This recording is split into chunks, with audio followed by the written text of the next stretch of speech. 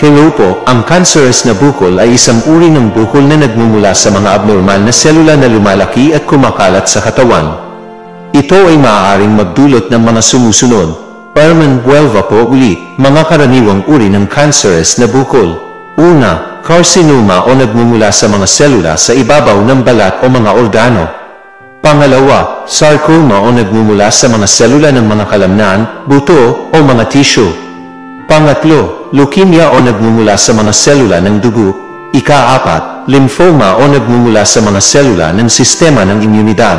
Mga sintomas ng cancerous na bukol. Una, paglaki ng bukol. Pangalawa, sakit o pangangalay. Pangatlo, pagbabago sa kulay ng balat ng bukol. Ika-apat, pagkakaroon ng ulcer. Ika-lima, pagkakaroon ng mga sintomas sa ibang bahagi ng katawan tulad ng pagkakaroon ng sakit sa ulo o pagkakaroon ng problema sa paghihik. Mga sanhi ng cancerous na bukol. Una, genetic mutation o pagbabago sa DNA ng mga selula. Pangalawa, pagkakaroon ng virus tulad ng HPV, HBV, at HIV. Pangatlo, pagkakaroon ng substansyang nakakasira tulad ng asbestos at radon. Ika-apat, pagkakaroon ng radiation tulad ng UV rays at X-rays. Ika-lima, kakulangan sa ehersisyo o pagkakaroon ng sobrang timbang. Mga paraan ng paggamot. Una, surgery o pag-aalis ng bukol. Pangalawa, chemotherapy o paggamit ng mga gamot upang patayin ang mga cancerous na selula. Pangatlo, radiotherapy paggamit ng radiation upang patayin ang mga cancerous na selula.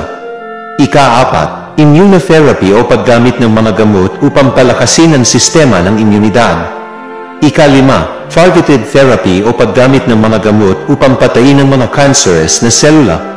Mga paraan upang maiwasan ang cancerous na bukol. Una, kumonsulte sa doktor para sa regular na check-up. Pangalawa, kumain ng masustansyang pagkain na mayaman sa vitamin at mineral. Pangatlo, gumamit ng proteksyon sa balat. Magkakaroon ng sunblock at mga damit na nagpaprotekta sa balat. Ika-apat, iwasan ang pagkakaroon ng sobrang timbang. Magkakaroon ng regular na ehersisyo.